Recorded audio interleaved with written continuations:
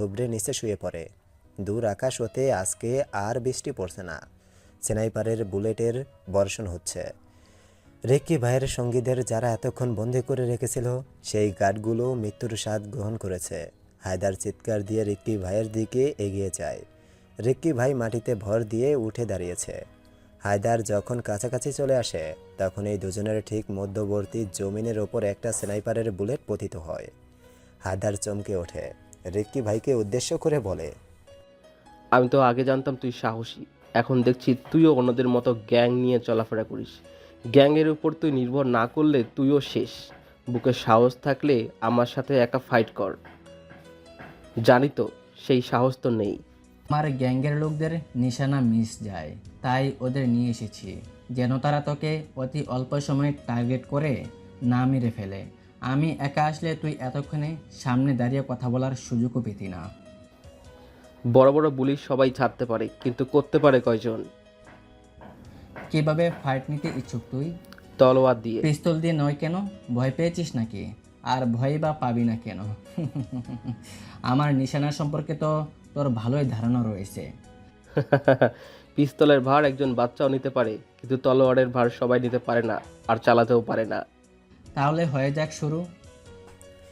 রিক্কি ভাইয়ের এক সঙ্গী তার প্রিয় তলোয়ারটা ঢিল মারতেই রিক্কি ভাই সেটা হাতে নেওয়ার জন্য ঝাঁপিয়ে পড়ে। অন্যদিকে হায়দারের ভয়ঙ্কর সেই তলোয়ার, যেটা দেখে সমস্ত সিটির মানুষ ভয়ে জায়গা ত্যাগ করে। হায়দার ছোটবেলা থেকেই মাইনিং এবং মানুষ মারার পারদর্শী হয়ে ওঠে। সকলের চোখে নিজেকে তৈরি করেছে গল্পের মূল ভিলেন।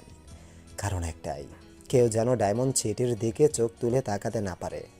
আশেপাশের রাজ্যগুলো থেকে জোর জবরদস্তি করে লোকজন এনে তাদের দিয়ে মাইনিং করাতো। এর থেকেও বেশি গুরুত্বপূর্ণ হলো তার বড় ভাইয়ের স্বপ্ন পূরণ করার জন্য নিজের তলোয়ারের ধারের ওপর এক সাম্রাজ্য তৈরি করেছে। আজকে যদি হায়দারের ভাই বেঁচে থাকতো তাহলে রিক্কি ভাই এখানে দাঁড়িয়ে থাকার সাহসও পেত না। তলোয়ার হাতে ভাবলেশীনভাবে দুজন দুজনের দিকে তাকিয়ে থাকে কিছু মুহূর্ত। তারপর দুজনের মাঝ থেকে সরে গেল এক প্রহরী। হায়দার আর রিক্কি ভাই আস্তে আস্তে পেছনের দিকে সরে আসলো। রিক্কি ভাইয়ের চোখে এক ধরনের ক্ষিপ্ততা কাজ করছে। তীক্ষ্ণ দৃষ্টিতে সে তাকিয়ে আছে হায়দারের দিকে। হায়দার ভালো তলোয়ার চালায়, এটা তার মতিগতি দেখে বেশ ভালোই বোঝা যাচ্ছে। তাতে কিছু যায় আসে না। প্রথম আক্রমণে চাপ সৃষ্টি হওয়ার পরেও সামনে নিল রিক্কি ভাই। দ্বিতীয়বার রিক্কি ভাই আক্রমণ করলো। অতি সাধারণ আক্রমণ ছিল হায়দারের জন্য। তলোয়ার দিয়েই আঘাতটা সামনে নিল সে। রিক্কি ভাই তার তলোয়ারটা দিয়ে হায়দারের তলোয়ারের উপর দিয়ে একটু পিছলে দিল। এর ফলে